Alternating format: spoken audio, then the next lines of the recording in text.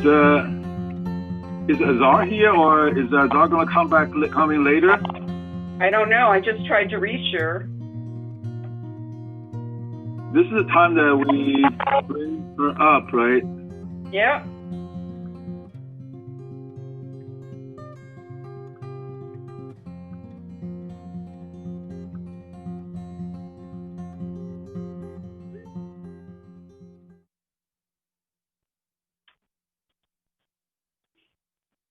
Brian, we're still waiting for, we haven't got Elsie as yet.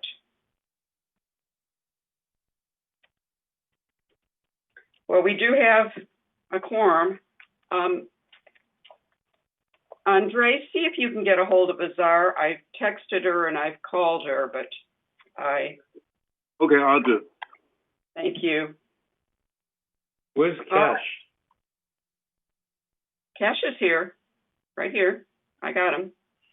Okay, so we're and Elsie has come on, so we're only missing Azar. Okay, I'm calling the 45th annual meeting of the United Laguna Woods Mutual Board, Directors of California Nonprofit Mutual Benefit Corporation, to order on Tuesday, November 10th at 2020 at 9:38, well, 9:32 a.m. And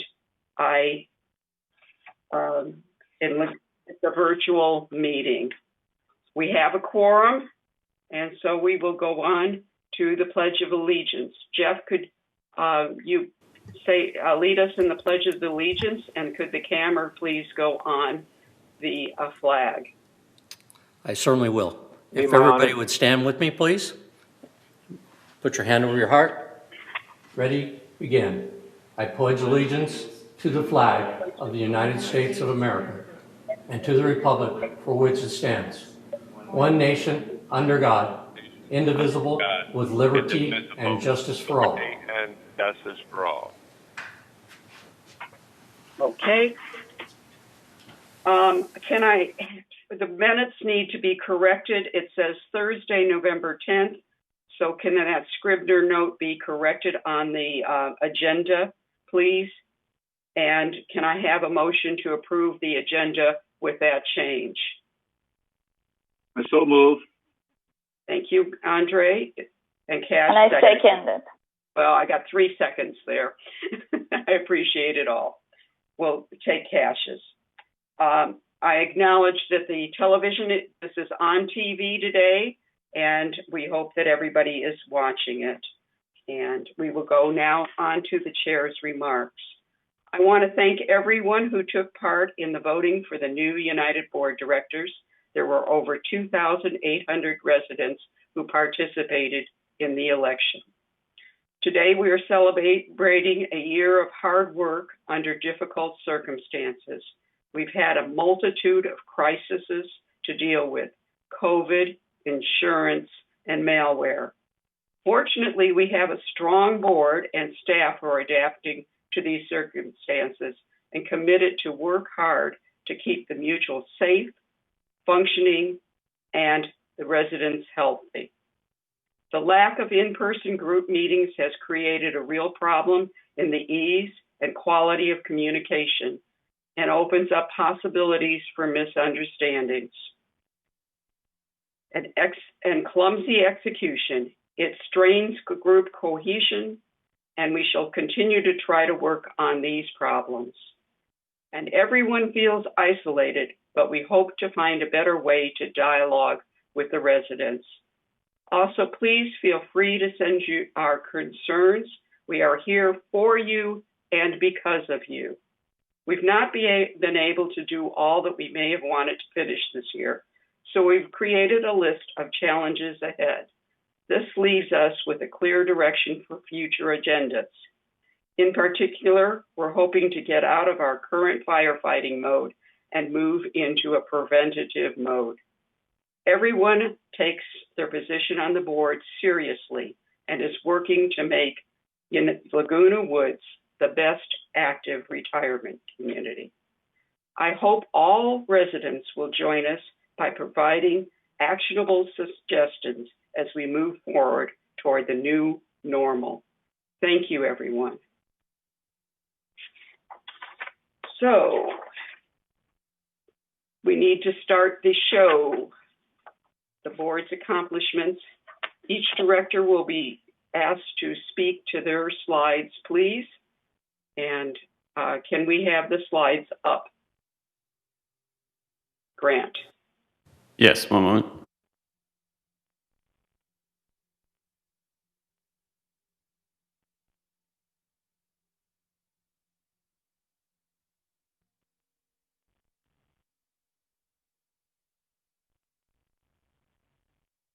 While we're waiting for that to come up, I want to thank all of you on the board. You've been a great group to work with, and I hope that we have the next year is even better.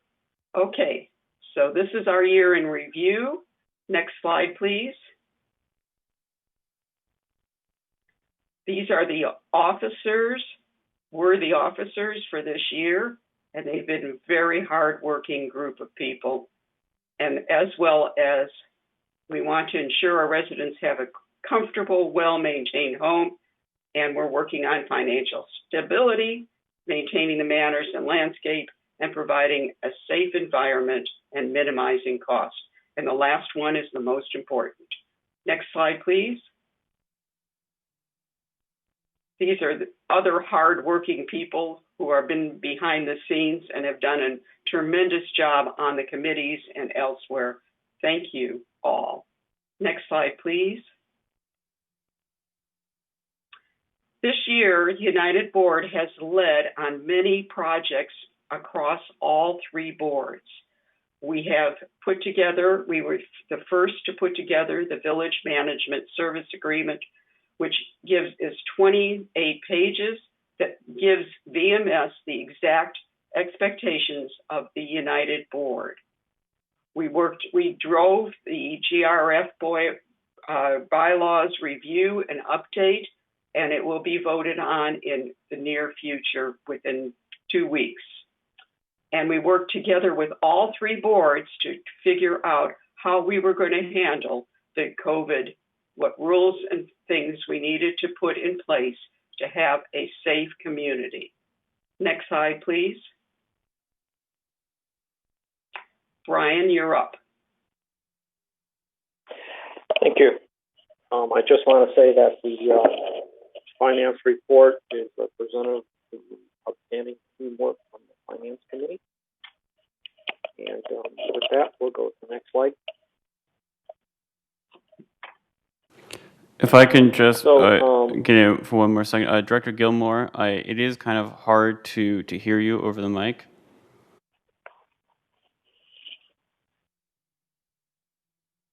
Okay.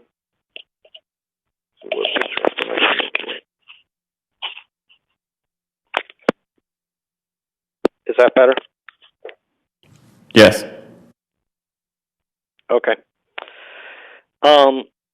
This is a list of our accomplishments, and there was a reevaluation of the property completed in this past year, and we moved assets to less expensive investment with a higher return. What that's saying is that, investment houses, they have overhead rates really, and we were able to reduce that overhead. We completed the vetting qualifications for lenders, completed that resolution, and defined and adopted check signing processes for reserve expenditures. And I just want to point out that recognize, I should say, Manny. He really outlined that process for us and showed us how to execute that. Met with GRF, third treasurers, to become compliant with 5510 purchases, process documentation, and determined insurance needed while exploring cost decreases. So we're looking for opportunities to reduce those costs. Next slide. And this is the good news. Our monthly assessments stay flat going into next year. I do just want to draw some attention to that asterisk so people don't get a sticker shock. but there is a your monthly payment is equal to the basic assessment plus insurance plus your real estate taxes, which is a pass-through. So your monthly will not be this, but the portion that we have control over will remain flat. Thank you. Next slide.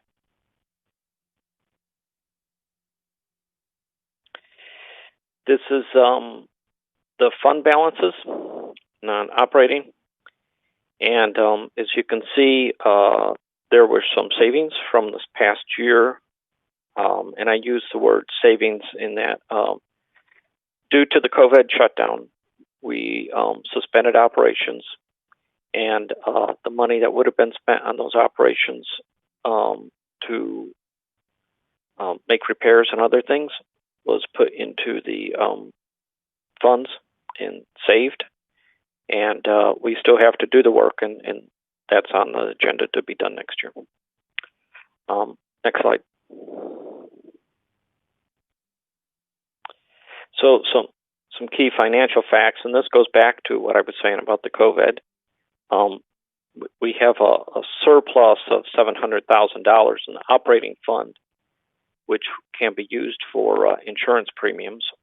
And, this is just because we were able to reduce costs due to COVID. And again, on the reserve fund, we had unspent funds of about $3 million, which will be offset the need to increase the basic assessment into next year. Next slide. And this is a resale history. And as you can see, I think everyone is aware of the impact from COVID. But, the good news is that the prices remained within margins, if you will, statistical tolerance there. Flat. Sales are down, but you can also see that they're recovering. Thank you.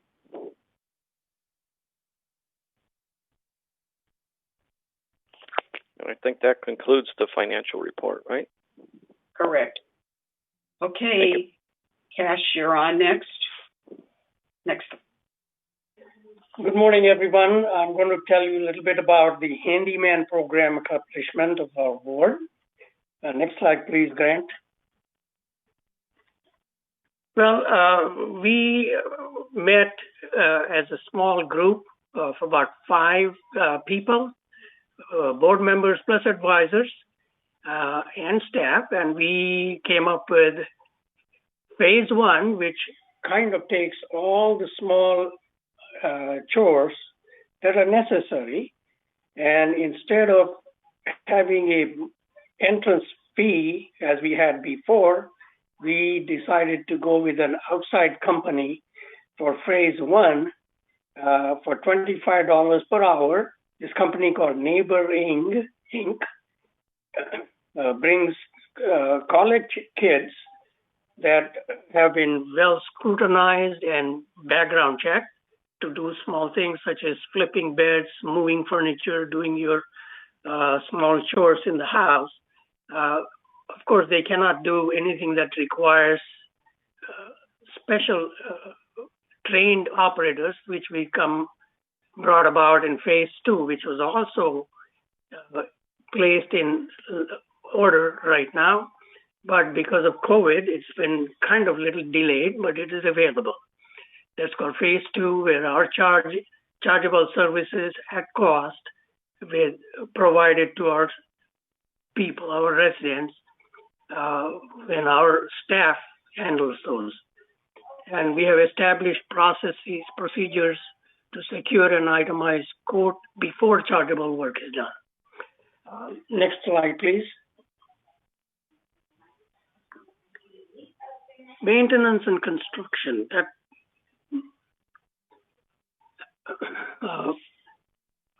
me. Yeah, That's that's me. you. Yeah. If you have anything more to say about Handyman Program, please say it, Cash. I mean, Well, you only had Handyman one Program has slide. been accepted by all of the village, and it is meant for all. So we are not just looking at united neighborhood, we are looking for the best for our whole community as a whole. Thank you. That's all for Handyman. Good morning, everyone. Maintenance and construction has the lion's share of most of the work in the community other than landscaping. So there's a number of slides that we have to address, even though we had a downtime period within the community because of COVID, and we were reassessing how we could get people into the manors and get work done. Even emergency work was continuing to be done, essential work, but some of the other activities were not. And then we finally, on August 1st, started working again. So there are a number of things as we go through this. There's a number of slides. There's like 14 slides. So we have done a lot of work this particular year. So I just want to start out and tell you what it is that we've done this year. So next slide, please, Grant. So the Pushmatic electrical panels replacement, there's a number of manors completed to date is 1,129, and there's still 1,631 manors left to complete. And that's changing out the Pushmatic panels to the GE or other type of panels, okay, that you see there on the right. 275 manors were scheduled for 2020 because this is being done on a yearly basis. Not everything's being done all at once. And even if this was not a pandemic year, okay, we are only doing so many panels per year, and this particular year was 275 were planned to be scheduled, of which 142 have been completed. However, due to the pandemic this year, since workmen have got to enter the manor in order to do some of this work, new panel installation is only being done on those manors where the resident has granted permission from workmen to enter their manor. And M&C has asked each of the individuals for which a Pushmatic panel needed to be replaced if they were going to allow people into their manors. Obviously, when the workmen go into the manors, they have PPE on and masks and what have you, okay, but some people are still worried. So we're not doing those manors this year until this pandemic ends, or the people that, the manors for which the people need the panels replaced, where they give that permission. So that's what happened this year on Pushmatic panels. Next slide, please. The Waste Line Remediation Program.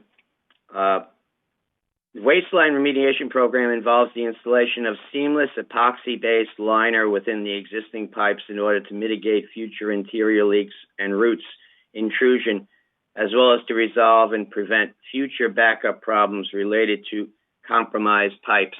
If you look at the picture there on the bottom where it shows a bluish green type of thing, that's the epoxy lining that's on that pipe. That's the after. The before is the pipe prior to that, whereby there was corrosion products and root intrusion and what have you, okay? And those pipes all get reamed out, and then we apply that epoxy coating. So that since these were cast iron pipes, these pipes have a tendency of corroding and failing since they've been installed for 50 years. 30-plus buildings have been completed in 2020. In order to complete this work inside the manor, workmen need to enter the manor again, like with the Pushmatic panels. However, due to the pandemic, this work will only be done in those manors where the resident grants permission for workmen to enter. And that, both this and the Pushmatic was direction of EMS was given from the committee, the M&C committee. So we're watching out for the people that are really hesitant about having workmen in their particular manors. Next slide, please. So the roofing program, this program is dedicated to replacing and maintaining United Mutual roofs as required on a 15-year basis. This program also addresses repairs to roofs where roofing leaks have occurred. A number of roofs have been worked on this year. Next slide, please.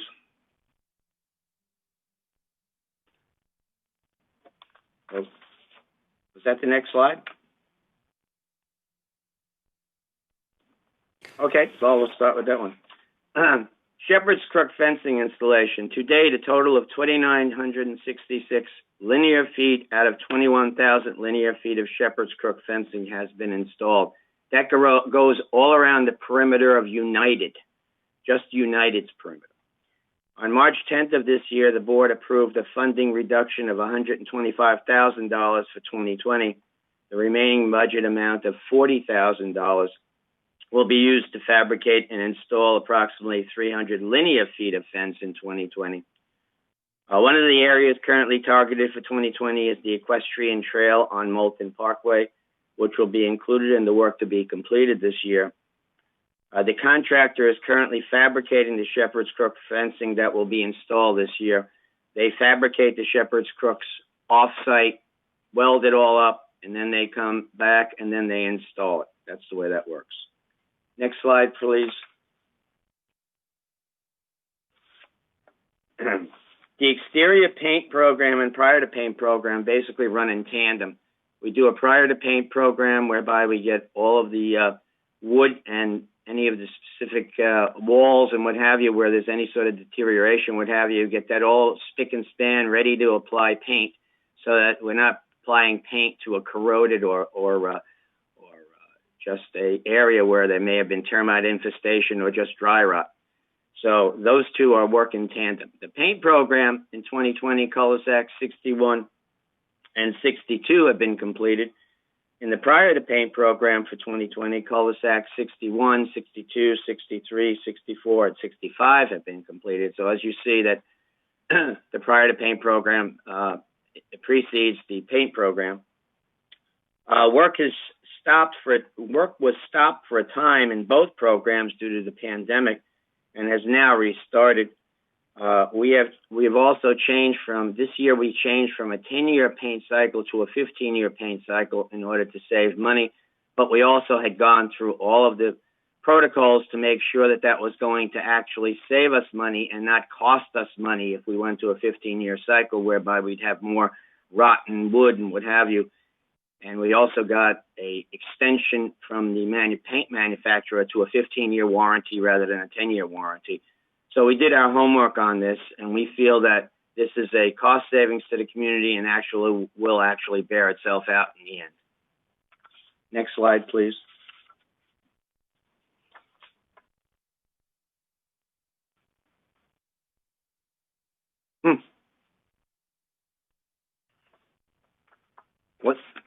What happened to the slide on the seal coat and asphalt paving program? Anyway, so the issues that were currently being addressed with this particular, what we're doing this year and what we're going to be continuing to do is we're working on certain issues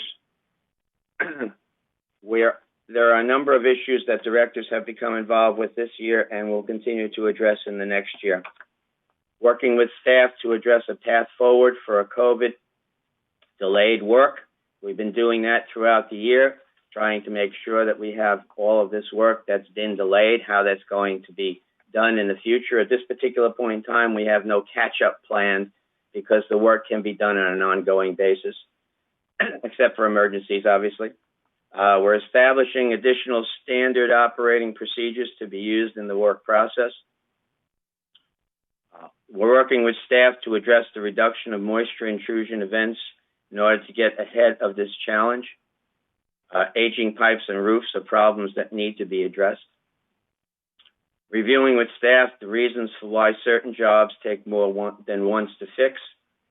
Job follow-up and improvement of checklists are parts of the solution. Next slide, please. Yeah. Somehow these slides got a little out of sorts.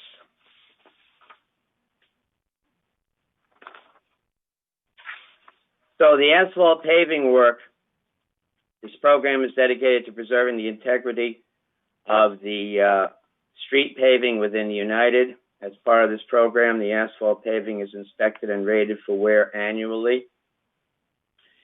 And the 2020 program consisted of 59,900 square feet of paving replacement, and that was already completed. Next slide, please.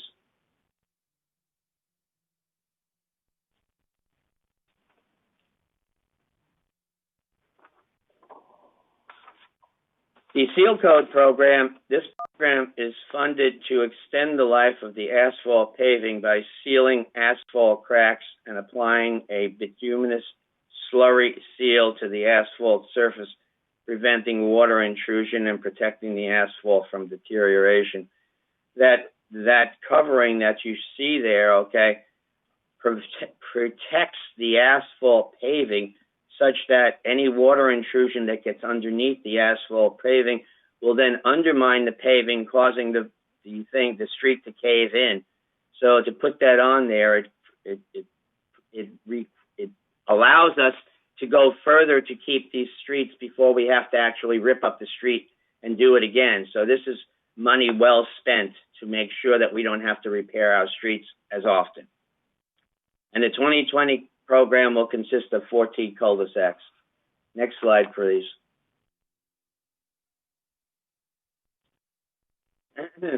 This program was instituted to upgrade the building and cul-de-sac signage to improve their visibility. This year, the cul-de-sac signs were installed with ones that are larger, traffic rated with high reflectivity material to improve their visibility at night. And cul-de-sac signage installation is now completed. And I have not heard many people complain about this. In fact, many people really like the new signs. I know I personally like them because it definitely is a lot more informative. The same type of identity signage is being added to the buildings as part of the painting program. So as part of the painting program, when they complete the paint, they'll put one of these signs in that particular building. So it'll take a number of years to get those signs installed. So that's that. Next slide, please.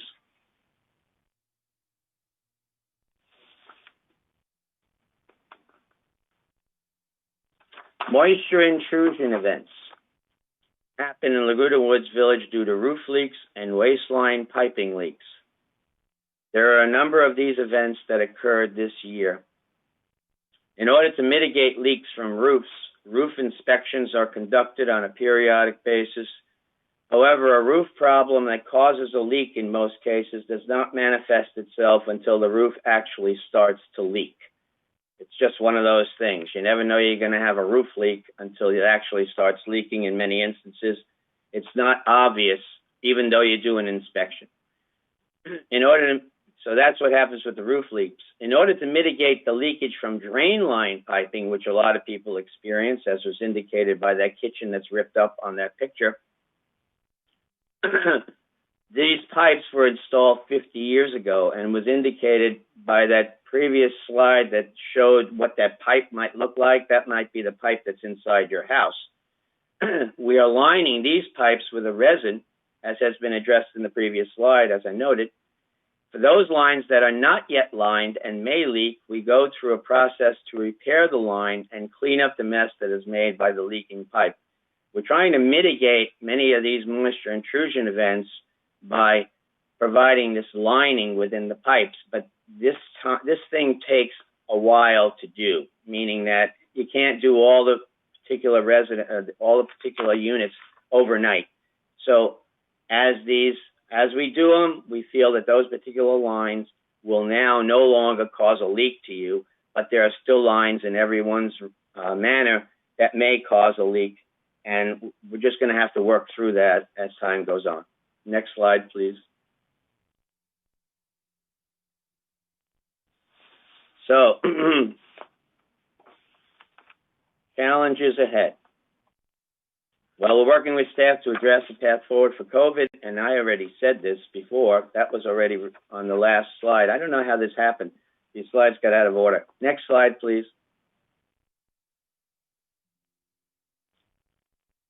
We're also working on follow-up work orders that have been outstanding for more than 60 to 90 days. We have seen a reduction in these outstanding work orders. We try to go through a KPI process to determine whether or not key performance indexes to see whether or not we're actually achieving these goals of getting these orders done and done within the time frame. And as a result of that, some of them are a little bit out there because of various different reasons. In many instances, it's not BMS's fault. It's just something that occurred or something that happens, like the pandemic or what have you. But we're working through these to try to reduce the number of days that they're outstanding. We're also possible use of additional project management software as needed. We're looking into that. We have a software group right now that is looking into that, as a committee that does that work. Requiring addition of random quality checks on all jobs, especially contracted work. That's something we're working with VMS on to make sure that quality control is obviously very important to us, only because of the fact that without quality control, then they're going to come back 3 and 4 times to fix a particular problem when we're trying to mitigate that and actually do away with that so that people will actually get the job done right the first time, just like Mike Holmes. And addressing the potential for renegotiating contracts to obtain better terms. And we're working with staff on that one also. Is there another slide here? Because they're all out of order now. Brent? Okay, finally, we're back to the way it was. Thank you very much for your time. Manuel, will you go on, please? Yes, thank you, Sue. Before I start my presentation, I would like to make a couple of remarks. First off, I want to thank Brian for acknowledging my work with him on the finance. And I also want to thank Sue, because when I became a director 3 years ago, I have been working on 2 very important things. One is having a separate bank account for reserve funds.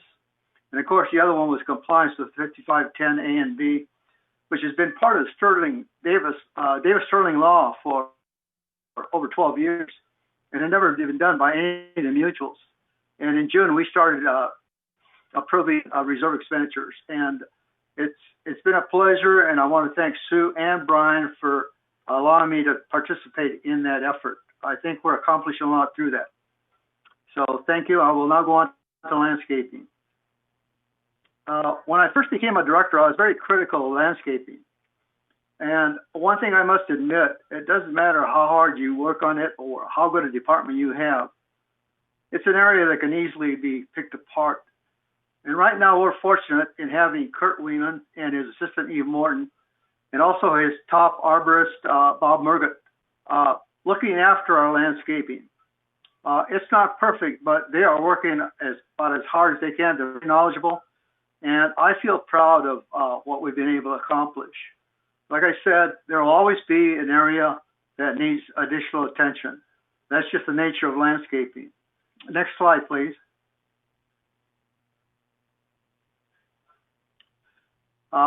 We have a map on the website now that shows the date and the area for deep cleaning and mulching. And also, besides the map, it also shows where the tree trimming and slope maintenance is taking place. A year ago, one of the problems we had in landscaping was that we were understaffed. We had a shortage of about 40 workers. And here again, I have to give credit to Kurt for thinking of ways to solve that. And one of the ways he came up with is that we have 4 areas of work now that had been done in-house, that is still done in-house, but a good portion of it is also contracted out. One of them is tree trimming. So about a third of the trees that get trimmed every year are contracted out, and he's able to get it at a cost that's equal to or less than we do it in-house. He's also done that with the aeration of the lawn areas. That's where they poke the holes in there to provide oxygen to the roots of the grass. He also has done that with slope maintenance. And by doing this, he has now closed the gap where he's not shorthanded anymore. He's able to utilize all of his employees full time, but yet does not suffer from a shortage where areas get neglected. Next slide, please.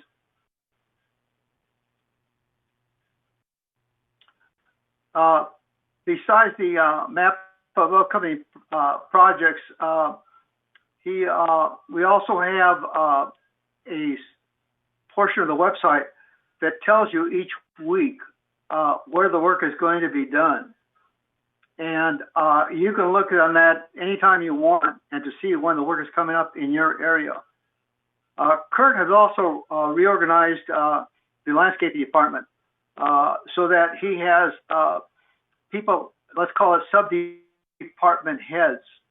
And they are responsible for monitoring the work for the workers under them, also to provide training and to provide internal quality control for their work. He recognized when he took over the department last year that that was, there were two areas that were lacking. One, of course, was staff training, and the other one was getting the workers to take pride in their work, and that can only develop by providing adequate training. So he's come up with some standard operating procedures, and Andre would love this. I mean, he's got SOPs for everything. Next slide, please. Right now, we're in the process of doing a modernization project that was approved last year in 2019. And you will see, for instance, the majority is being done behind gate 5, but there's a small portion that's being done off of gate 1 at the corner of Avenida Sevilla and the Calle Aragon. It's a very steep slope area that already has ivy and other ground cover around it. So this will complete using a ground cover instead of grass. And the purpose of this is primarily to accomplish several things. One is to plant the area with drought-tolerant plants and minimize the use of water. The other is that these are areas that are difficult to maintain. This picture right here shows you at the last landscape committee meeting, there were 4 sites that were presented to the committee for the removal of grass and the implementation of drought-tolerant plants. We only approved 2 of those, and the others we deferred because they look like good lawn maintenance areas. I believe this is one of the ones we deferred, but the other ones definitely needed to be replaced with something better than turf. Next slide, please.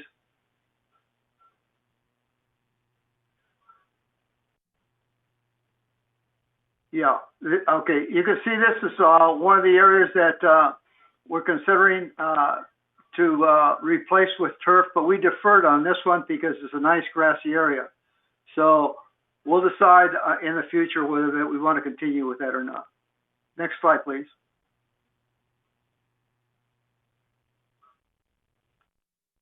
That completes my presentation. Thank you. Thank you. You're on, Elsie.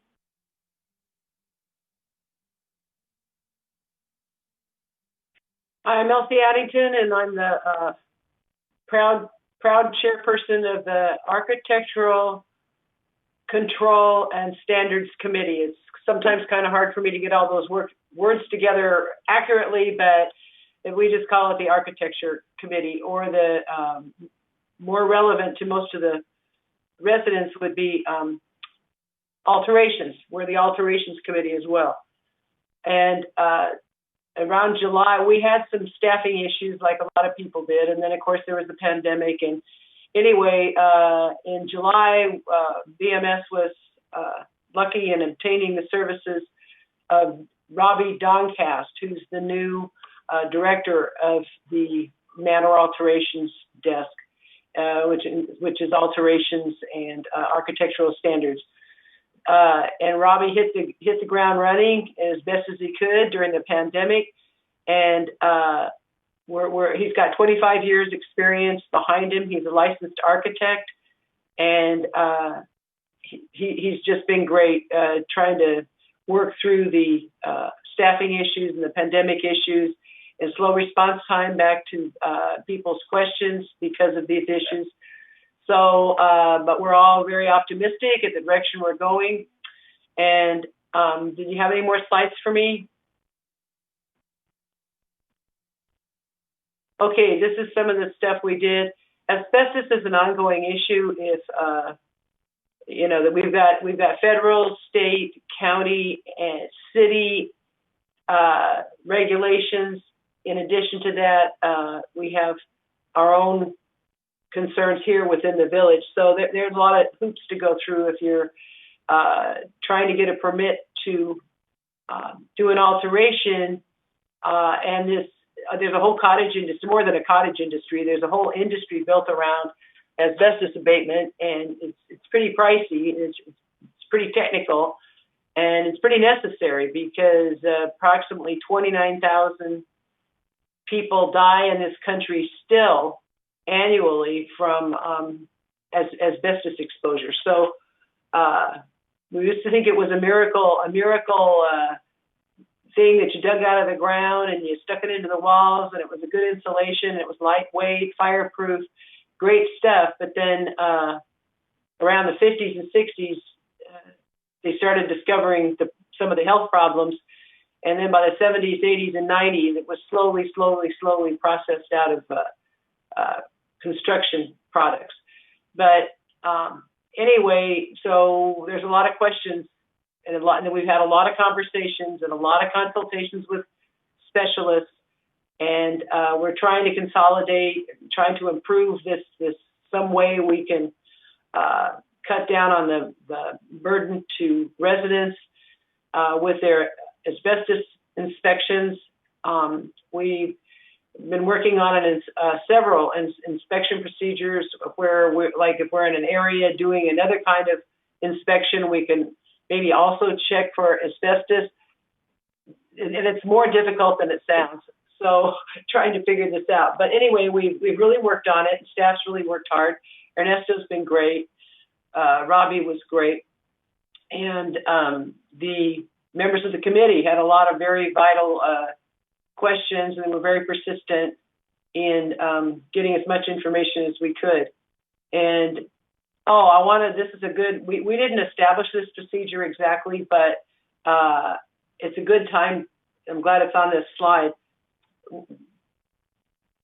You know, you have to get, the village is just, we're the ones that tell you whether or not you have to have, when you're trying to get an alteration, if you're going to have to test for asbestos, because we have to protect our employees. But also, even if we didn't do that, the city of Laguna Woods would make you get it. So either way, but once you only have to do the testing one time for any given location. But anyway, our village is not the only one asking for this procedure. It's also the city of Laguna Woods and the county of Orange and the state of California and the U.S. government. So, another thing we did was we defined what a modification is, which is basically it's the same, and that's another word for alteration. And it's always pretty much been the same definition, but people keep questioning it. What is an alteration and what is not an alteration? But we took another stab at defining it again. And we also, I already mentioned, we reviewed the asbestos removal procedure and developed communication for residents who are remodeling. We had something we were handing out about, informing people that when you first buy here, it discloses that there's asbestos present. But then when you go to get an alteration permit at the alterations desk, we would tell you again and say, if you do certain procedures, that's going to disturb the asbestos, then you almost for sure are going to have to get tests and blah, blah. Well, then somehow that got pulled, but we reviewed that and put it back in. Robbie, again, was instrumental in developing a one-page lead and asbestos presence information. And that's now going out with all the packages for people who are applying for alterations. So I think, is there another slide or not? Oh, okay. Oh, yeah, the challenges ahead. Working with the city to make alterations smoother and less costly. I'm not pointing the finger, but exactly, but I want to share the finger with when these really long lags happen in plans approvals. A lot of it has to do with after you get we approve your project here, then you have to go to the city they have to inspect your plans, and that's not a very smooth process at this point. And we've tried things like, could they maybe work? Could we have city employees here? So on site, it could be a little quicker that way, but that didn't work. And we don't have the staff to keep staff at the city, and that probably wouldn't work for this. It has to do with insurance. that why they can't work here, we can't work there. Meanwhile, they're having to send out a lot of their work on the architecture plans and the building plans because of, financial considerations and staffing. So Jeff Parker and Siobhan and I know Carl and my colleague Carl that you just heard from, and now Robbie. Well, Robbie hasn't really hit it because of the pandemic, but he will be. But his predecessor, trying to work with the city to make alterations smoother and less costly. They're not trying to do a bad job. We're not trying to do a bad job. But some of these plans go back and forth and back and forth. And so we're trying to smooth that out. Some people want to make a common set of architectural drawings that have earned city and VMS approval and use those. Triaging the system, set up a triage system for requests. If somebody's got something that's much more urgent than somebody else's, then hopefully, we could figure that out and respond quicker to the ones who are, obviously, if it's an emergency, but we don't really handle that many emergencies unless there's been damage to an alteration portion of your manor. But anyway, triage system for requests, and we started, documenting renovation plans that have been used for each model. Again, that sounds easy. The idea is to get a standard that we can just look at and say, oh, you've got a Barcelona and you want to do this. And so it's, that's already been approved, not a problem. And that would be great as far as it goes. But we have so many different models, and even the models, a lot of the models are mirrored.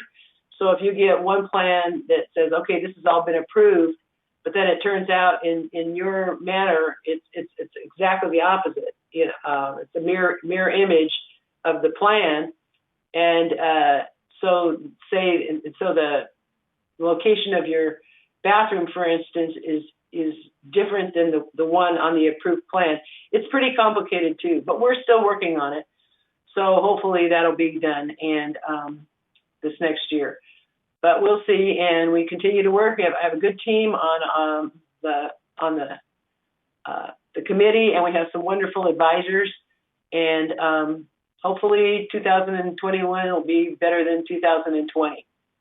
And that's all I got to say, I think. I don't think there's any more slides. Okay, Nick. Oh, that's that. Andre, you're on. Yes. Okay. May I have the next slide? Governing documents review committee. We've done some major updates on our current governing document. The first thing is we simplify guide to operating rules. You used to have 380 some pages. Now it's we're trying to reduce it under 200 pages. And we have all the operating rules consolidated. There are a lot of duplicated operating rules, and some amendments turn out to document as resolutions. So we kind of consolidate them together and make it simplified, make it easier for reference. And we also have reviewed the occupancy agreement. That's very important because that's everybody signed, but nobody's reading it. So we review the occupancy agreement, make sure all board members participated, will know what are the issues. That's when we find out that if there's an excess budget, surplus budget for 1 year, we don't refund, we use it for the next year. That's clearly documented in the occupancy agreement. And we also changed the updated financial qualification amendment. This is an amendment, amendment to the original resolution, which will allow your asset, split part of your asset as asset if you have sufficient of them as your income. So that's one of the changes, make it easier for the outside people to buy our units. Hopefully that will increase our price here. And we speed up approval process for membership, trust, transfer, and sublease agreements. It used to be that the board member, they have to wait for board members to approve them. But now, since we realized that staff are doing a great job, they don't have the percentage of error is under 1%, probably 0.01%. So it's not necessary to waste to keep the members wait for 2-3 days for that 1% of error. So, but we still establish a sampling process that the board member has the right to sample certain approval, the membership information, and then make sure that all this information will be processed correctly. And we identified exact committee designation. It used to be we have several exact committees which violates that their charter violates the civil code. So we now have only one, which is a member hearing committee. Okay, abide by the civil code. Next slide, please. And other resolutions passed, specified species-based tree trimming policy. This is really a landscape policy, but you know, this helps out all the streamline the policy, making sure they are follow the same format and rules. And objective, we established objective standards for approval to loan within United Laguna Woods mutual appeal policy. Previously, the loan approval policies has some redundant statement that make it difficult. Now we have relaxed them, and hopefully we will have more loaners that providing us the buyers the loan. Okay, and notice that we don't use the word mortgage because you don't have the deed, so you only can only apply for the loan. That's a big difference there, and that's why the loan rate is a little bit higher than the mortgage rate. We also updated member election voting policy according to civil code update. I'm sure everybody aware of that. Civil code has changed about the election voting policy. So we abide by the civil code update. We also updated recognition agreement for lenders. That's also something related to the lenders. Not only qualified lenders can lend money. We don't want people individual people to be the lender because that cause some ownership problems. And separate checking account for reserve. We have those established.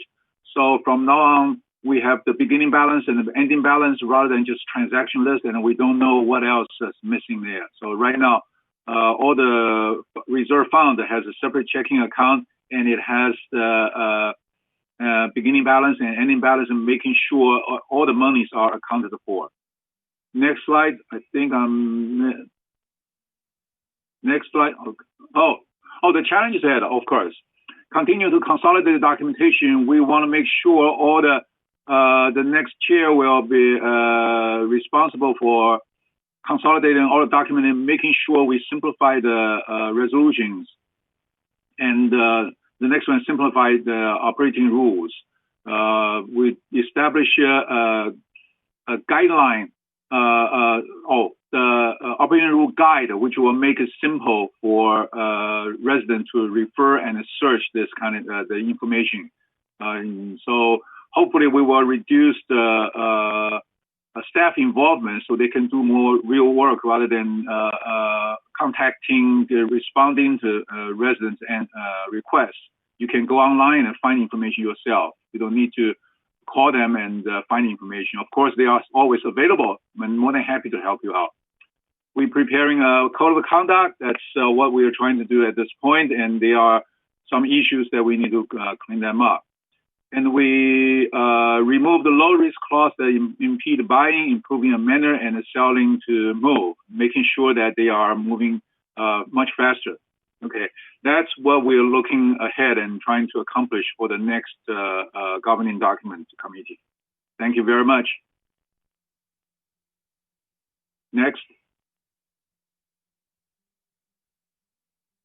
Elsie, could you quickly go through these slides, please? Sure. Probably the most noticeable thing that came out of the communications, this is the GRF communications. Well, we have this United Communications Committee, I'm sorry, is directly meshed in with VMS, the GRF Communications Committee. That was sloppy. I apologize for that. But anyway, the biggest thing was the Village Breeze is now delivered. We had a couple issues with the post office, but I think we're straightening that out. And the Village Breeze is a new magazine that's funded completely by its main sponsor, which is Memorial Care Medical Group. And they basically pay for the whole magazine. We just pay for the staff that puts it together, and they do a great job. That's Eileen Pollan and her gang. And anyway, the Village Breeze takes the place of a lot of brochures and flyers that used to be around the village. And now every 2 months, a lot of that, most of that information is included in the Village Breeze. Is there another slide? There's about 5 of them. Oh, yeah. Oh, I remember. Is there another slide now? Sorry, because some of the slides are different. We developed an annual message, the Year of Kindness and Compassion, and there were graphics developed to illustrate where your assessments are spent. And it says promoted in the Village Breeze magazine. That's this same graph was printed in, I think, last edition. But anyway, next please. Oh, I already talked about this. It's printed and distributed throughout the village, and it's written by the members of each board. And the main thing is it's paid for by somebody else, which is really great. Next. The weekly e-blast, those of you that haven't signed up yet, I mean, I think everybody's signed up. I forget, Eileen tells us once in a while, like how many people have not signed up for the internet. But if you're on the internet, and then if you've signed up for the weekly e-blast, you'll get all this information. It's at least once a week, but sometimes it's even more than once. All kinds of stuff comes over the internet. So if you're interested, if you're not signed up and you're not getting this, you should call Resident Services and they'll tell you how to get signed up. Next. Code Red. Yeah, I did something on TV6 about this recently. Code Red is extremely important. We have about 5,000 residents, but there's a lot of people that are not signed up for Code Red. About 5,000 residents are. And I believe that's in United, and there's more in Third. But what it is Code Red. If you sign up for Code Red, it asks for just a few simple facts about you, like what your name is, what your manor number is, identification stuff, and whether you would like your emergency alerts to come by phone or to come by text or to come by email.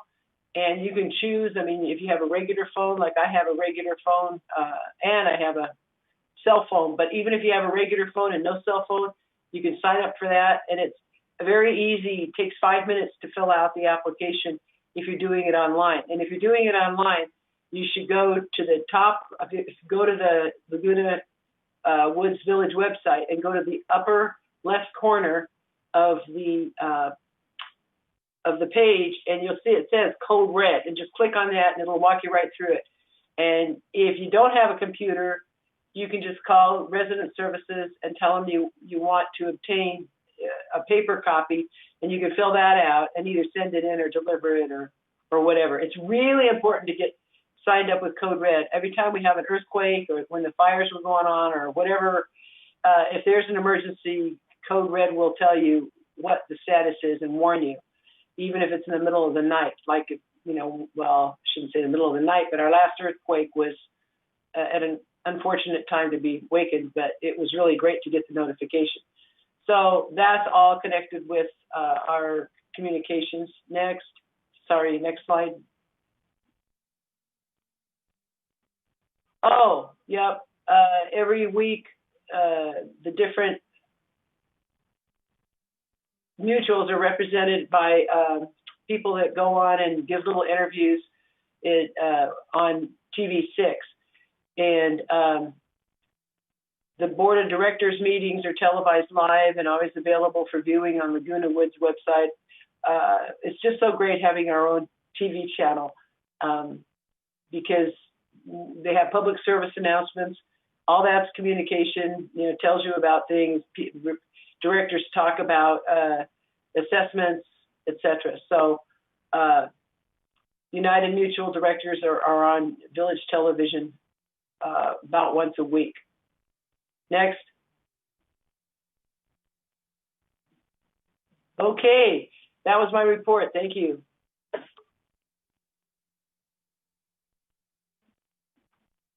Anthony? Thank you, Madam Chair. In compliance, I'm part of a committee. I had the committee called Members Hearings, Limited Member Hearings, United Member Hearings. And what that is, that's an opportunity for residents who have had problems with damage to co-op property, who have been delinquent in charges and assessments, and other security issues. And we have this meeting once a month, and thank God we have a great staff, because we can sometimes have up to 21 issues to deal with.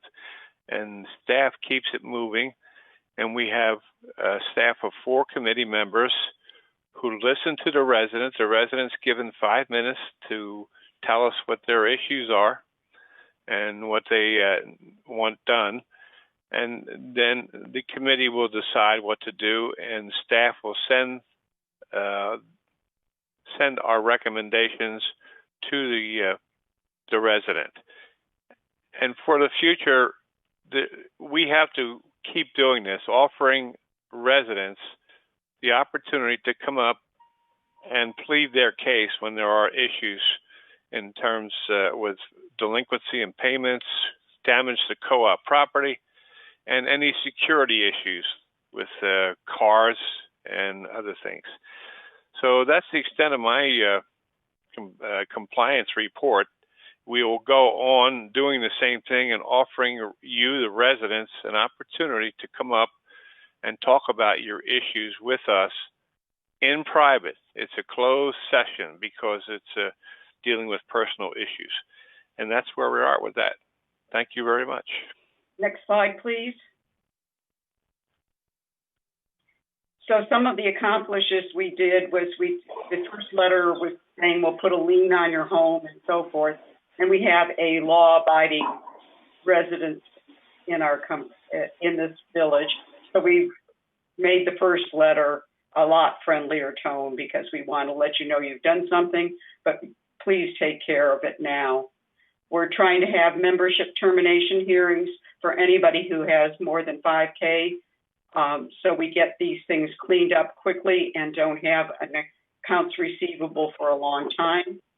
This year we worked on intervening in residents lodging multiple complaints, and some things were left for 7 years. These people have been complaining about each other. We tried to work out some ways to do that, to get them to talk to each other and try to get the problem solved between them. We haven't had great success, but we've had some success. And lastly, we determined the cost of a compliance card.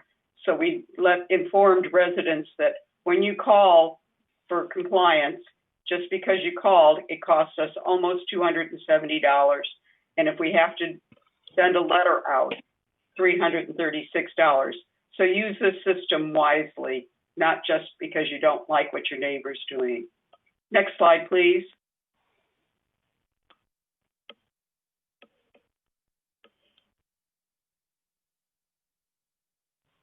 Netta? Okay, hi everyone. And about the resident service, as you know, I really appreciated that I have this opportunity to serve in resident advisory during this 1 year, but unfortunately, because of the COVID, I had just 3 meetings before the COVID with people and all the members. They come to my committee and we talk about the problems and the issue that they have, and we try to solve the problem. But after that, unfortunately, we don't have any meeting, even virtual. But I decided to contact with people during the meeting that we have, and I just put my email on the website and do it in the meeting too. And then after that, people started to email me with their problem, and they call me, I just meet them or just contact with the email, and I try to contact their problem with different department of VMS. And it seems that the VMS trying to improve the resident service. Please, the next slide.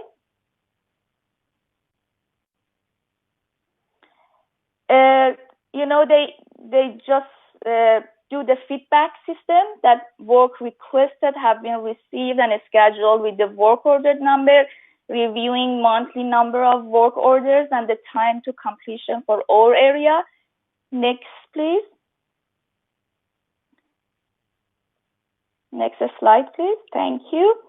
And it seems that they just trying to, when the resident calls, they just doing it, connecting it to the right department or giving them my email or my number till maybe I can help them.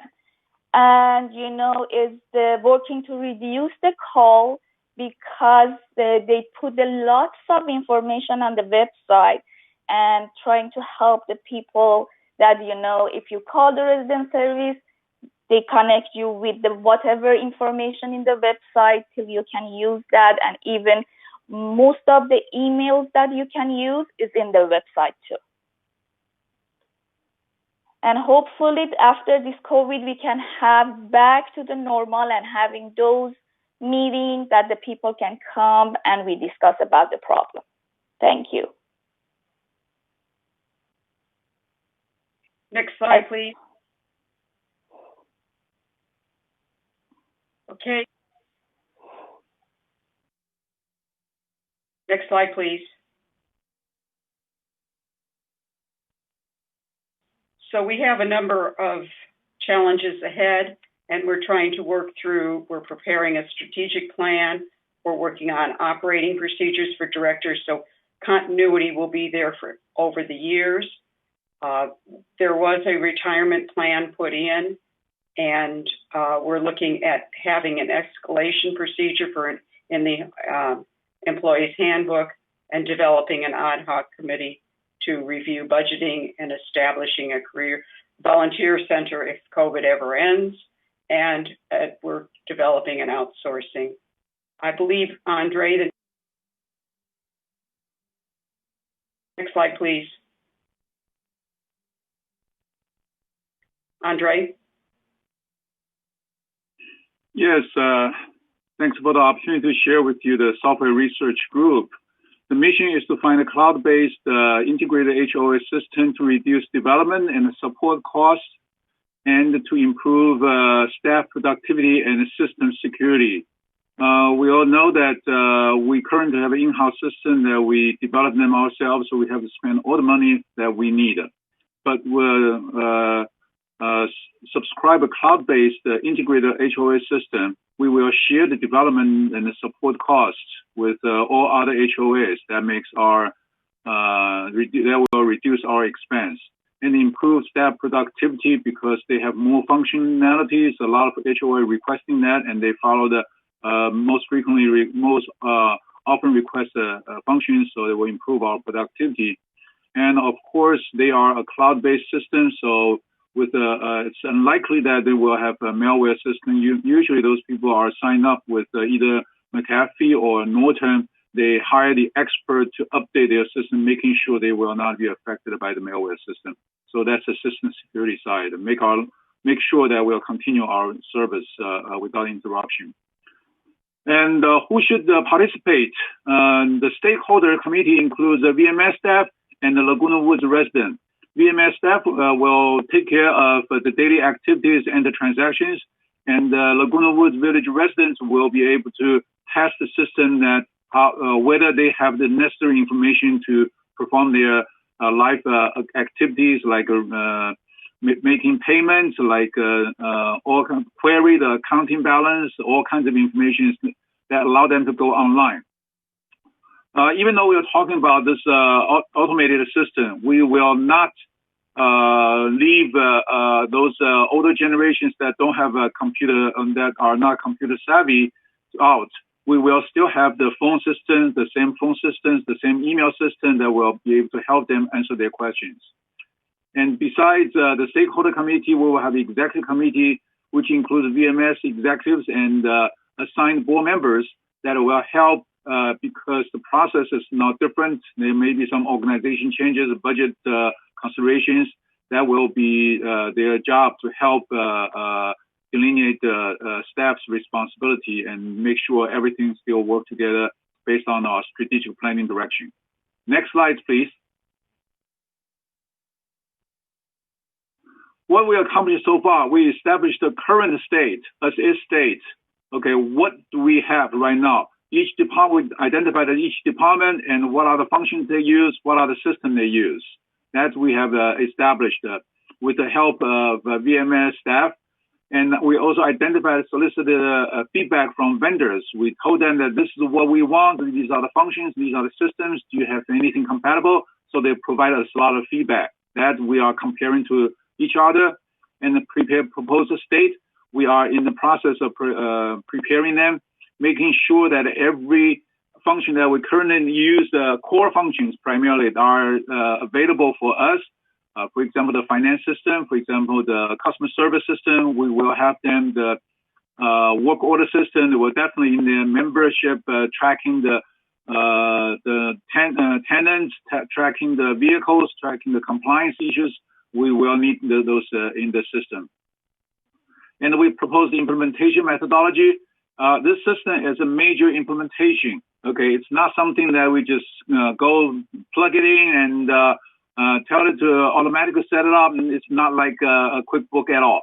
Okay, so we have to do the setup, we have to plan it, we have to do the testing, we have to make sure everybody is satisfied. All the department, all the individual modules are implemented correctly, the crossing systems implemented correctly, and overall the testing will be done. Will take probably 3 or 4 iterations of tests to complete the implementation process. And we also prepared a template project plan. This project plan follows a standard project management methodology, and that gives, at this point, give us a pretty good concept idea that we will likely finish this project within 6 months if we can push it, and if we have enough stakeholder resource. But it may extend to 9 months, and if we just don't have staff, available staff to support us, it may take 12 months. Depends on how much resources we'll get. Next slide, please. And what is next? Well, we have completed a proposed state, which is a to-be state. We will complete this one. We have the as is, what we do right now. We have all the alternatives from the systems. They have some of them have the great capabilities that we've never seen before. And some of them have a better process, some of them have less process. So we are trying to say, okay, which system give us the best bang for the buck and then provide us the best one that we will serve our residents better, serve you better. And we also complete the proposal, and we will complete the proposal and the recommendation with a return on investment. Propose it and share it with all the residents and accept your critique and propose it to the board, all board, and it gets their approval. We will prepare tentative implementation plan. That's assumed that this, which is really called the base implementation plan, that we will have the timeline and when will system get implemented, who's doing what, when to test whatever system. And we will seek input and approval from all boards. That's the final step. Once it's approved, then we will start talking about budgeting and when to implement the system. Because the current malware situation, we were struck by that. We hope that we will be able to move our system to cloud as soon as we can, so we won't be affected. Okay. There's so many malwares out there, we don't know what's happening, but going on the cloud, we will have the expert to protect us. Thank you very much for my presentation. Next, I think that's it. And I want to thank all of the board members and all of the residents that for this year, we have tried to do what we can do, and I appreciate everything that's been done. Okay, the next thing on the agenda is to acknowledge the directors with expiring term. We're very lucky that we only have one director whose term expired, and we have her continuing to work with us as our VMS director. So I'd like to let Juanita know that we really appreciated all the work. She was our secretary for most of the year. She is a real worker. She attends every meeting. She is really on top of things. Unfortunately, since I'm not in the same room with you, I can't hand you the gift that we have, but will be delivered to your home on Tuesday, I've been assured. So we really want to thank you. And does anyone on the board want to say some words for Juanita? Okay, Carl, please. Yeah, I had the privilege of working with Juanita as first vice president for a year, and she was always helpful with me, and I appreciated everything that she did for the board at that particular point in time. And I just want to thank her for all of the time and that she put in for this board, and she definitely is a hard worker on this board. So thank you, Juanita, and I appreciate everything that you did. Thank you very much.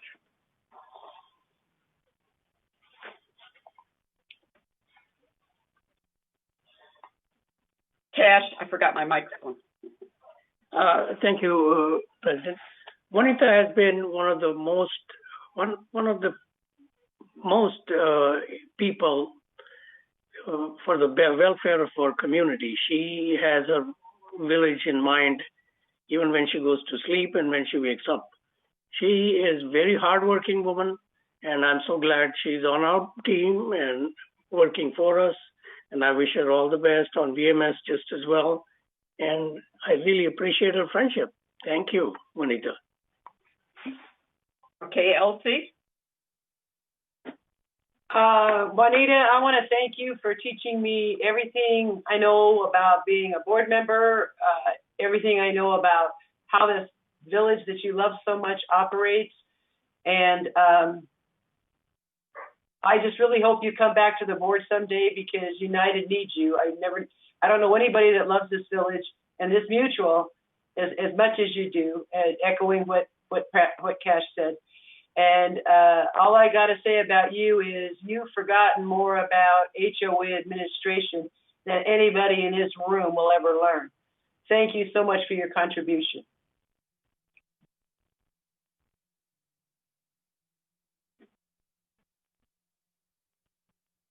Thank you all. It's been a privilege. Thank you. I'm sorry, Juanita. The election. You're muted again, Sue. Oh, you're right. I keep hitting the button. Grant, can you put up the election results so that we can show those to the public? Yes, I'll do that.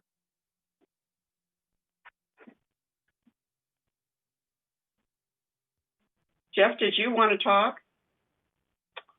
Oh, I just wanted to express my appreciation for the opportunity to work with Juanita as well. I was given the pleasure to work with her while she was serving as president. And to Cash's point, I can attest firsthand that she, for her terms, ate, slept, and breathed United, the community, and took it very personal to heart what she was doing to serve everybody. And it was a pleasure to work with her, and I wish her the best with VMS. And it's always a pleasure to work with each of you. Each of you have a lot of passion and commitment, and Juanita certainly demonstrated that while I was working with her, and it was a real pleasure to have that experience. So thank you, Juanita. Okay, Grant.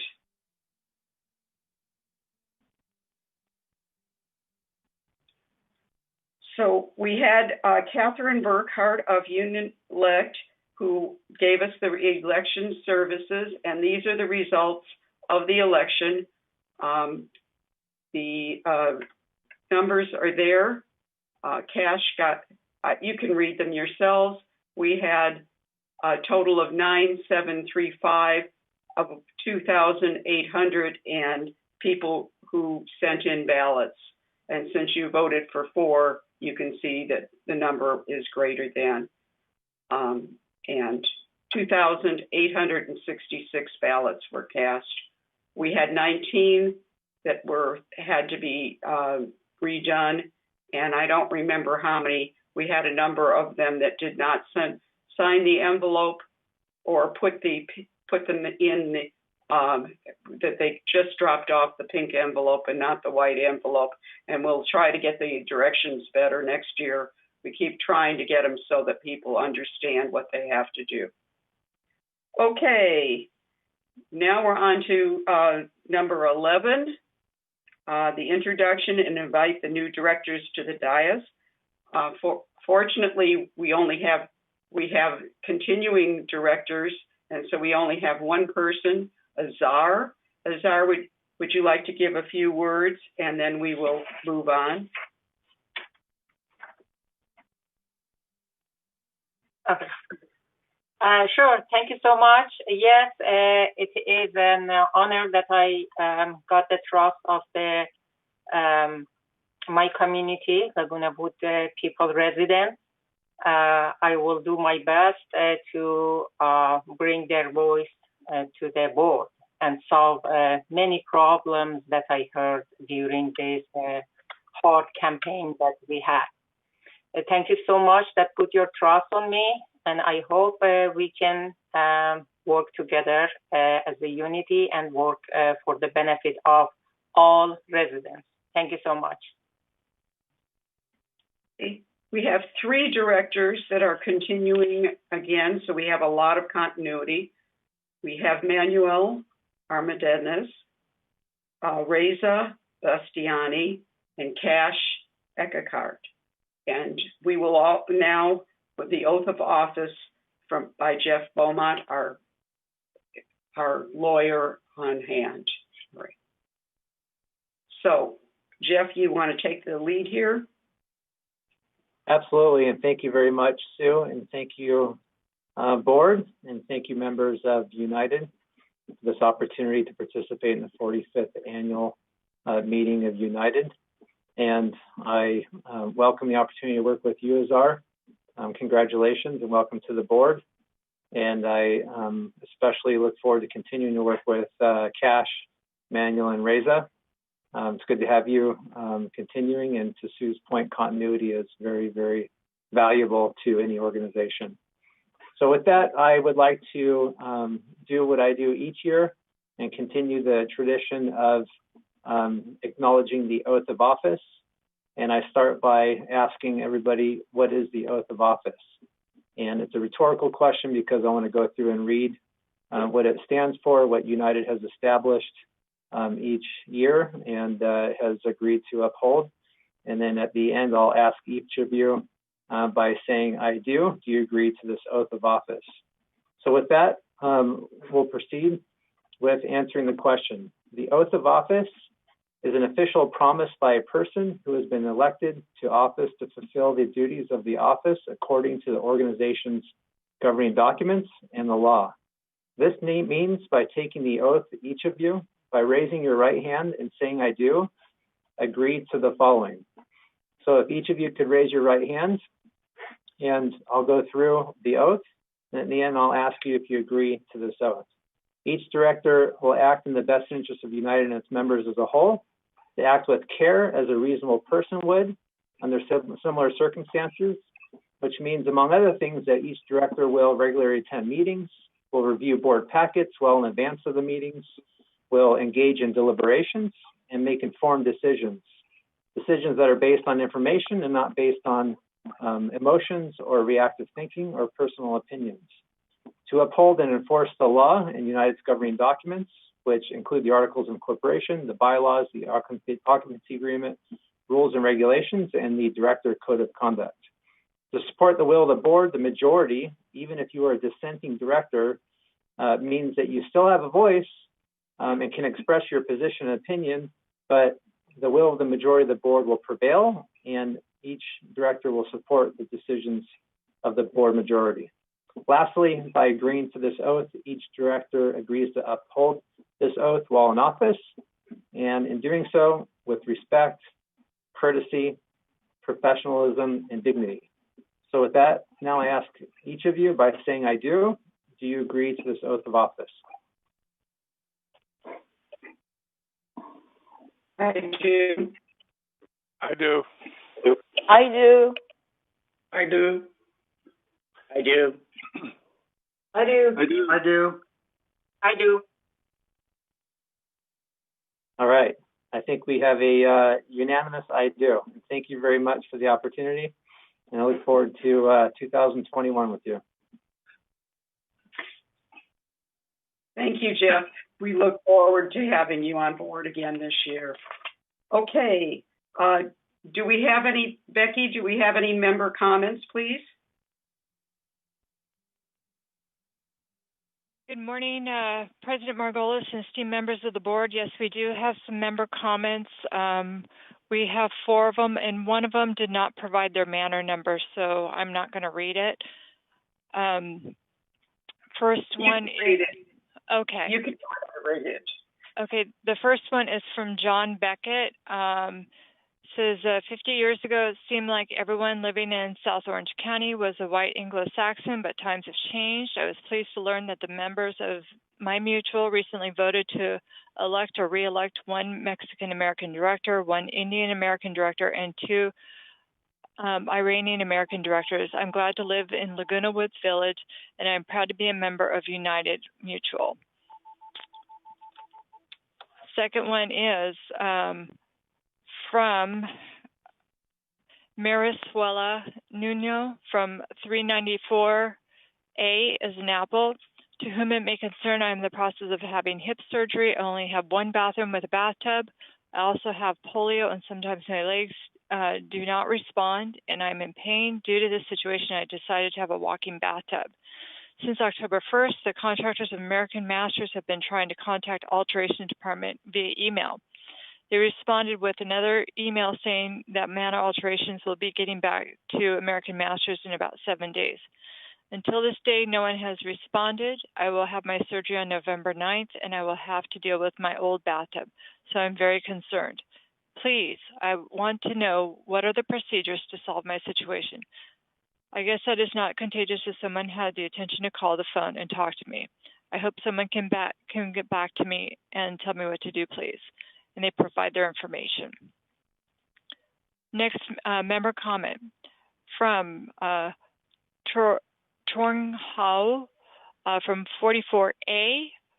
I would like to request for the board to put up a sign in the parking area near my manor to prohibit vehicles from running idle.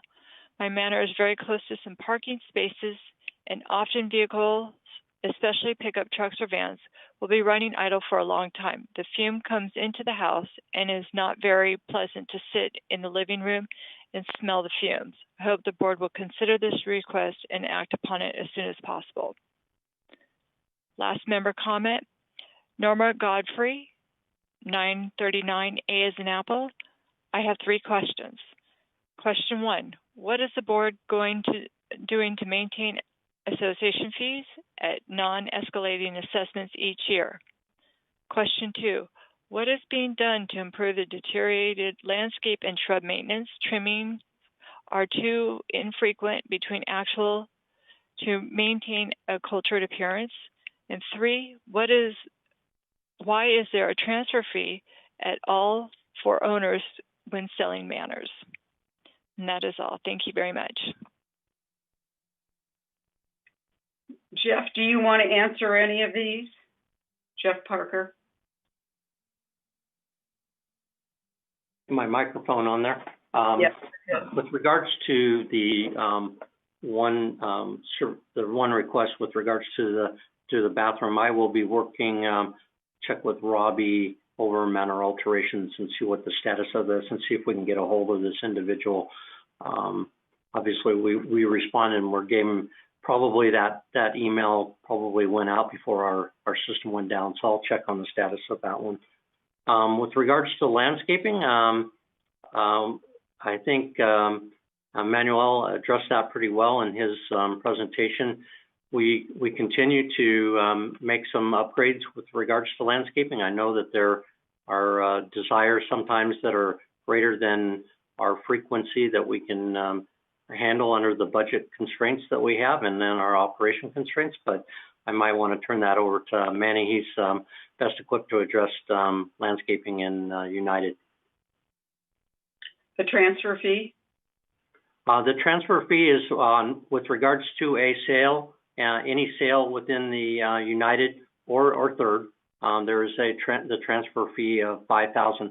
I assume what you may have been asking was whether or not there's the transfer fee if you move from a unit in United to another unit in United, or United over to Third, or Third over United. And the answer is yes. There is a that $5,000 fee is on any transaction in the village. Okay. Manuel, do you want to say anything about landscaping? Well, have Becky send me the information on that particular member, and I will look into it and check with Kurt on what needs to be done. So have him email me that information. What I'd like to say is that most people want $150 worth of landscaping a month done, and we are only up to $70 worth of landscaping that we're applying. And if you don't want your association fees to go up by $80, we are going to do the best job we can on the $70 that we have. And so if you're going to complain about the association fees, we have to look at what we can do for the money that we get. Okay.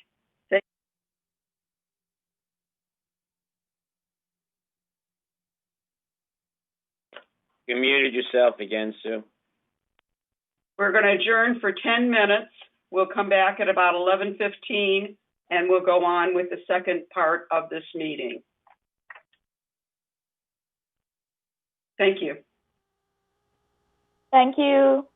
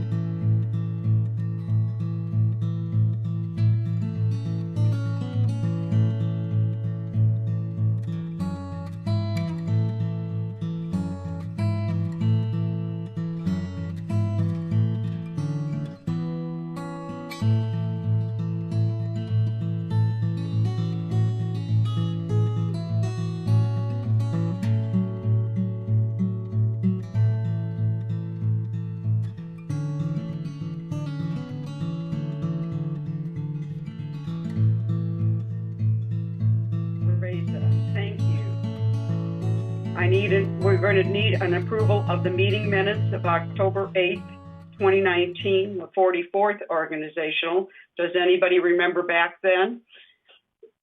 Raise it. And is there a second? I'll second. Manuel, thank you. Okay, so we're now on to the most important part of this meeting. I'm going to open the nominations to elect the Board of Officers. So I'm opening the floor to nominate for the president. I nominate Manny for the president. Okay. Manu, would you be willing to take the job? Yes, I would. I'll accept that nomination. Okay. Carl? I nominate Sue Margolis as president. Do we need second? We need seconds on these, I guess. Is there a second for Manuel? Cash? Not for Manuel. Is there a second for Manuel? I'll second Manuel. Okay. Carl, do we have a second for Sue Margolis? I second Sue Margolis. Okay, are there any more nominations? Okay, what we're going to do is we're going to do secret ballots. Each of you will write to the presenter your vote so that no one else can see how you're voting. Where do we write? In the chat Who's box. the presenter? The presenter. Who's the presenter? The presenter is Cheryl. Do we want it? Presenter is Cheryl, or is it Cheryl? Are you? So maybe we should just contact with the organizer. Am I right? I'm trying to find out. Grant, is it the organizer or the presenter? It is that we should contact. Yeah, the organizer. The organizer. Okay, so you should write in the chat box to the organizer only. So the VMS conference. No, organizer. I don't see an organizer here. It's the first one. It's the first one. But the second one. No, the first one in the everyone is organizers only. Yeah. The second one is presenter. Under everyone, it's organizer. VC. One that says VC, right? Because I don't see anything saying organizer. No, organizer. Just roll it up. Put the scroll up. The first one I is see. organizers only. Oh, organizer only. And put a check mark on that one. Thank you, Azar.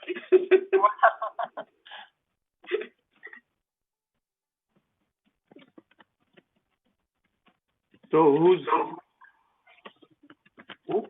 are we voting for first? We're voting for the president.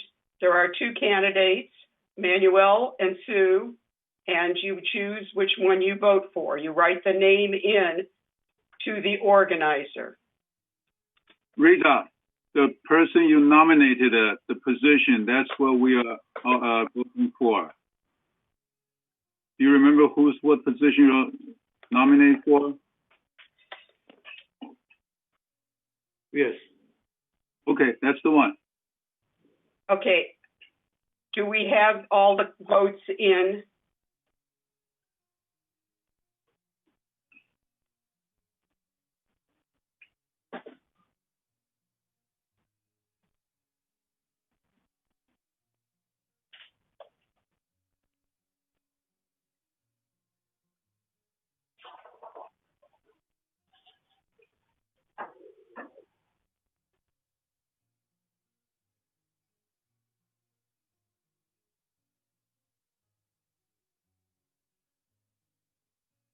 Do we have all the votes in?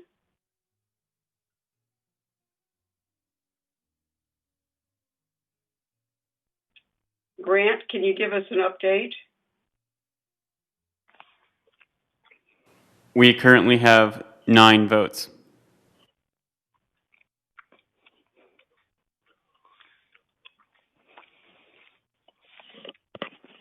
Madam Chair, I had stepped away for a minute. What are we doing? For voting, there are two people to vote for, either Manuel or Sue. You put in a message to the organizer in the chat box with the name of the person that you're voting for. Okay, thank you.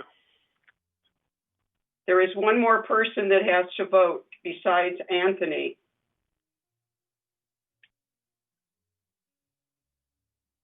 Looks like Brian is missing. Brian, yeah, Brian is not here. Oh, here comes Brian. Okay. Brian,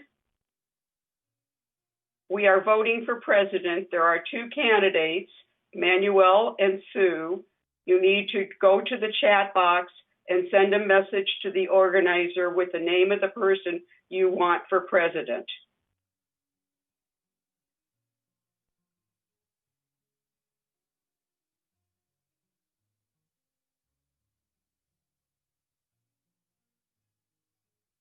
Did he hear you, Sue? I don't know. Brian? Yeah, Yep. I'm on. Okay. I'm finding the chat box. The organizer chat box? Yeah, the organizer in the chat box, yes.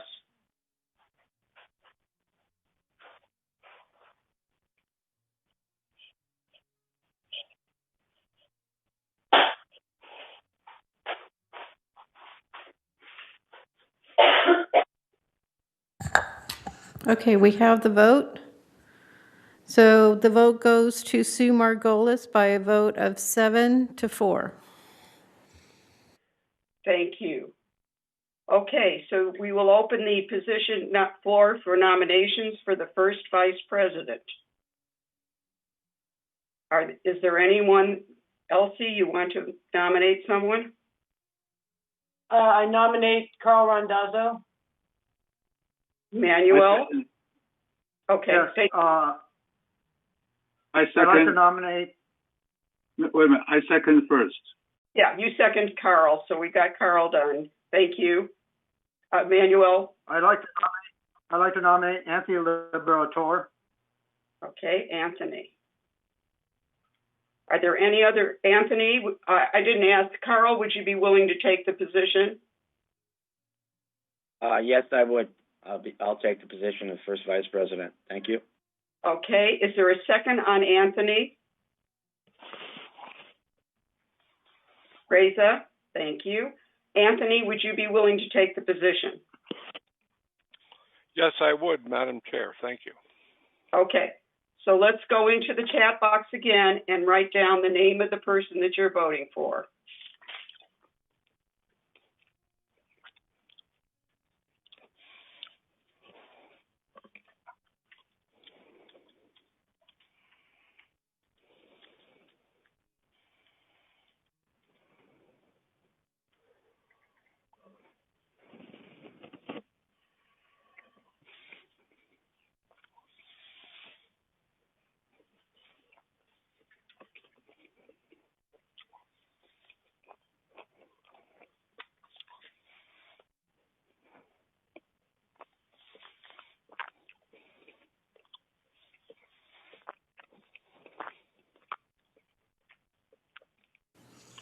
Okay, we have the tally here.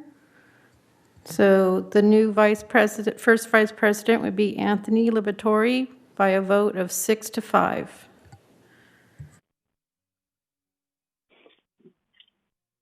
Okay, we have I'm opening the nominations for the second vice president.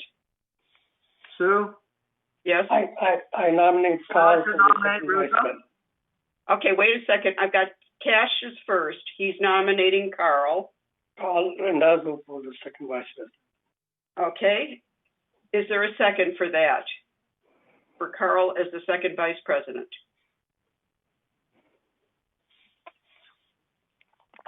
I'll second. Okay. And Manuel?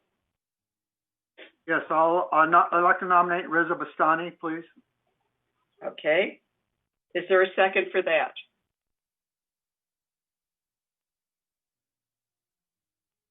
I'll second that. Okay, we've got two people for the second vice president. Azar? Yes. Please unmute yourself. Andre as a second. Okay, you want to nominate Andre? Yeah. Okay. Is there a second for that? I'll second that. So we've got 3 people, Carl, Reza, and Andre.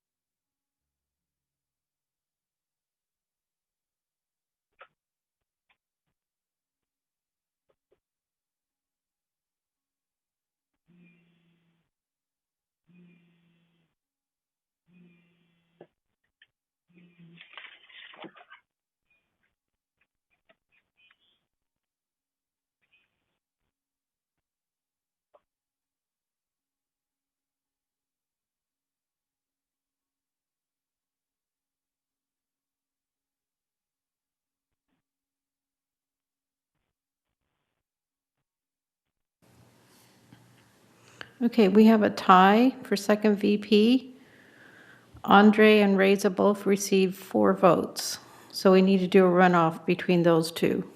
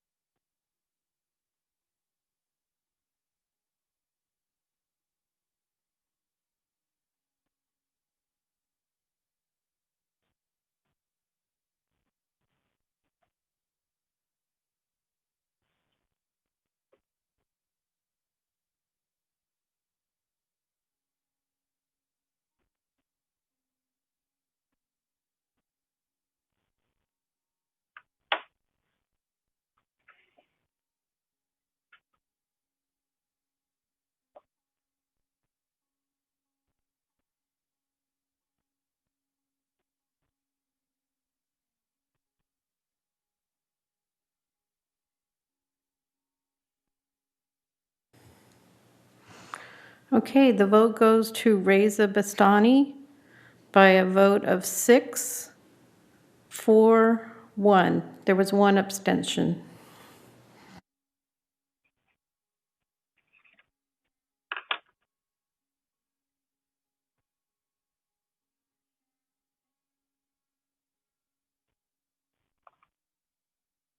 Sue, you are mute. I'm opening the nominations for board secretary.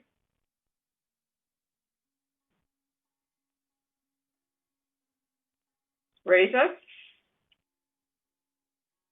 You're on mute. I nominate Neda. Is there a second? I'll second that. I was locked off, so I had to come back again. I missed what happened. Oh, you didn't get to vote for, No. Oh. No, I did not. Okay, would you send your vote in and we'll see if it's, Vote for the second vice president? How about 641? How about 641? It doesn't matter. Wait a second.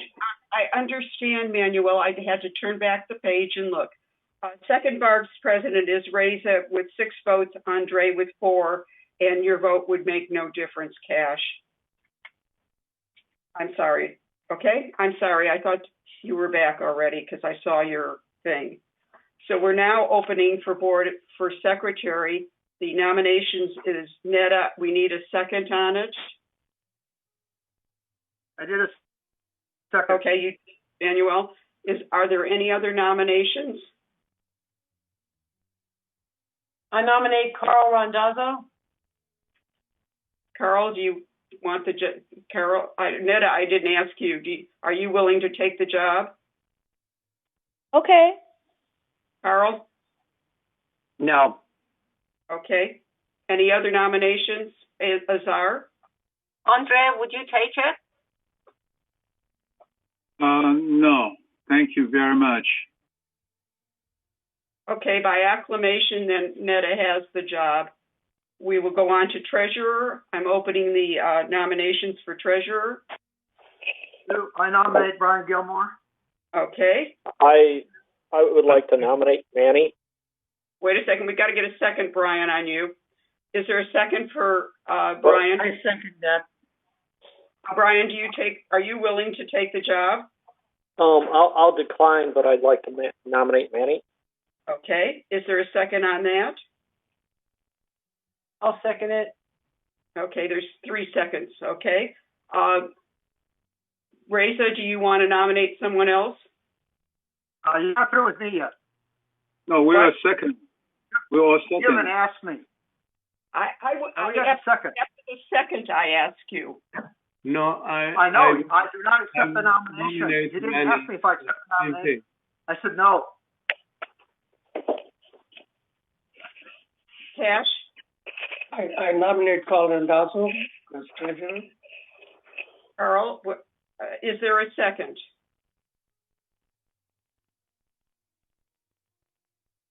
Second. Okay, Anthony. Carl, are you willing to take the job? No. Okay. All right, we're back to 0.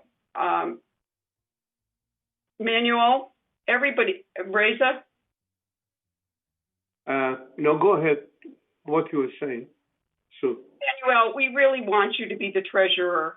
I really think that you need to be you are doing all the work as the treasurer.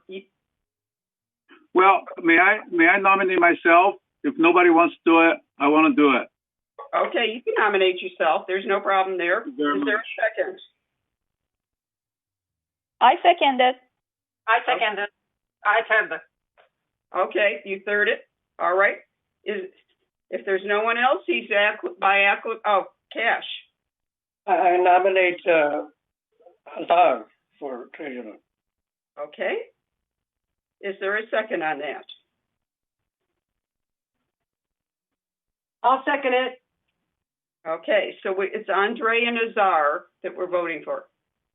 Manuel, you have something you want to say? Okay. You have to ask Azar if she'll take it. Yeah, Azar, are you willing to take the treasurer? I will. Okay.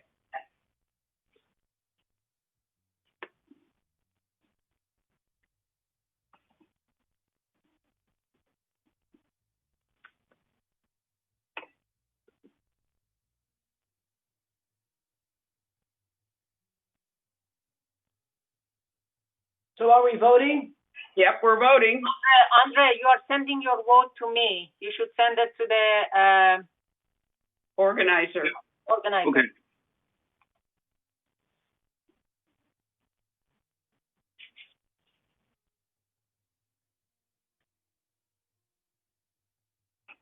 Oh, hold on. Sorry.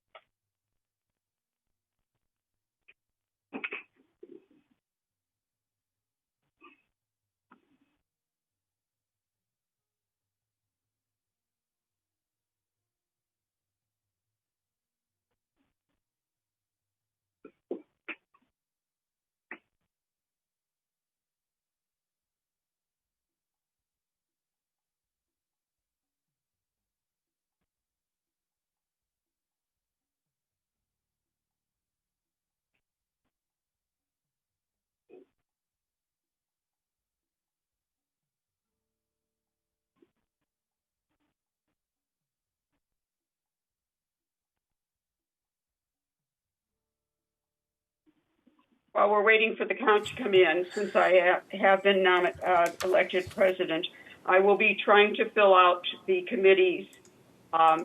Reza would like to have a committee to decide who to put forth a nomination committee for chairmen of the committees, and then that'll be put forth to me. I'd like two people for each committee chair, Reza, and would you figure out who's going to be on your committee to put together this list for me? Manuel. Yes, I have many. Add this comment before you do that. I think I have the floor. Am I on the floor? Do I have the floor? Manuel has the floor, please. Thank you. According to the bylaw, Section 8, Article 8, Section 2, it says that the president selects the chairperson. Right. Okay, that's what the bylaw says.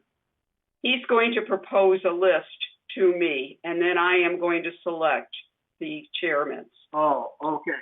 You were talking about a committee. Okay, so he's going to propose a list to you, and then you'll do the selections. I'll do the selection. Just so we do it according to the bylaw. May I ask, are you going to select Andre, I'm still on the floor, Andre. Okay, as long as we conform with the bylaw, that's all I care about. I have already written to Reza that the bylaw says I have the final word on who are the committee chairs, and I will be selecting it. He wants to put together a list for me. Okay. Let me say it this way so everybody understands. Let me say it this way. Okay, the bylaws say that you select them, okay? However, the approval is by the directors. Okay, so if the directors for some reason dissented and there's a majority of them that didn't agree, then it would go back. But you select the chairpersons, then it's up to the directors to approve those selections. That's the way the bylaws read, and that's the interpretation. I want to make sure everybody understands that because a lot of people don't. Thank you. Okay. Andre, you're next. Okay, yeah, everybody understand that we've been doing that all along. It's a resolution. So resolution goes to the board for approval. Everybody, we've been doing that for I don't know how many years. I'm glad you remind everybody that again. Okay, I just want to know that there's a different difference between nomination and recommendation. Nomination, you have to follow the list. Recommendation, you don't have to follow the list, recommend the list. So I just want to make sure it's a recommendation list. There is no such thing as a nomination. Recommendation list. I'm allowing him to make a recommendation list. Okay, I am not necessarily going to follow it. I hope that it is the best list that was possible to put forward. But he is asked to do that, and I have no problem for him to put his recommendation list. I need at least 2 names per each chair position. And I need to know, and then I also would like, besides the list that he puts together, I would like each of you to write me an email as to what your first and second choices are for committees, because then we will work on putting people on the committees. The chairperson will be the one that decides who is on the committee. I will just select the chairman of each committee. Okay, is that clear to everybody? All right, do we have a count of the vote now? Yes, we do have the vote. So treasurer goes to Azar by a vote of 7-2. There were 2 abstains. Okay. All right. I entertain a motion to close the nominations now. So move. I so move, Sue. Okay, and Reza seconded. We have announcement of the executive offices, ex officio officers, and corporate secretary. So that the executive officers and ex officio are Jeff Parker, Siobhan Foster, Betty Parker, and Cheryl and Grant.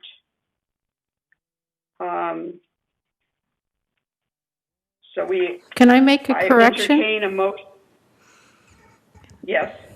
Okay, the ex officio officers is Jeff Parker would be vice president ex officio. Siobhan Foster would be assistant secretary ex officio, and Betty Parker would be assistant treasurer ex officio. And is Grant or you the secretary? We're not named because we don't have signing power. Okay, because last year we did name you.